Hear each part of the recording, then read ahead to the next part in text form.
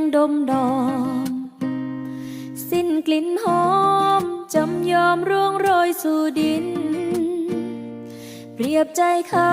ที่เศร้าฮักเจ้าดอกไม้บ่ทันตั้งหลักเคยบอกฮัก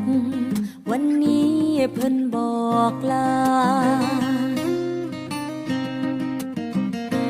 เจ้าจำปา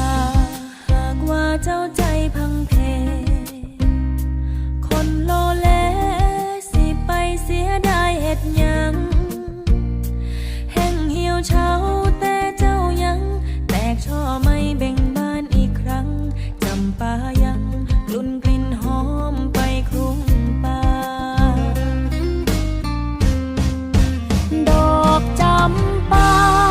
ไปบานพิษบอนแตกช่ออ่อนพิษมองเขาเลยมอง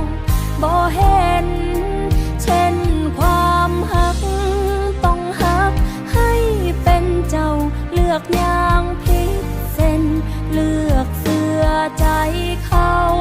เจ้าดอกจำปาให้กลับมาหักเจ้าของ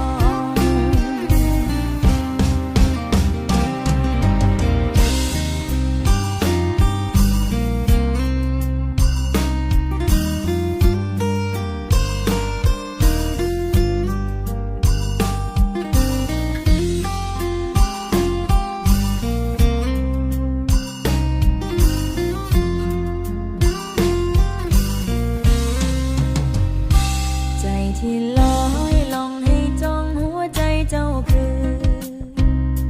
อย่าไปฝืนไปบืนคันเพิ่นสิลาเพิ่นบ่ฮักเพิ่นทิมปาดอกจำปายังเป็นจำปาเจ้าก็อย่าคิดหลายอย่าเศร้าเลย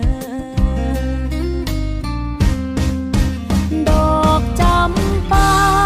ไปบานพิษบอนแตกช่ออ่อนพิษมองเขาเลยมองบ่เห็นเช่นความหักต้องหักให้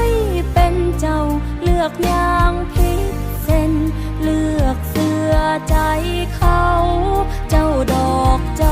ำปาให้กลับมาหักเจ้าของ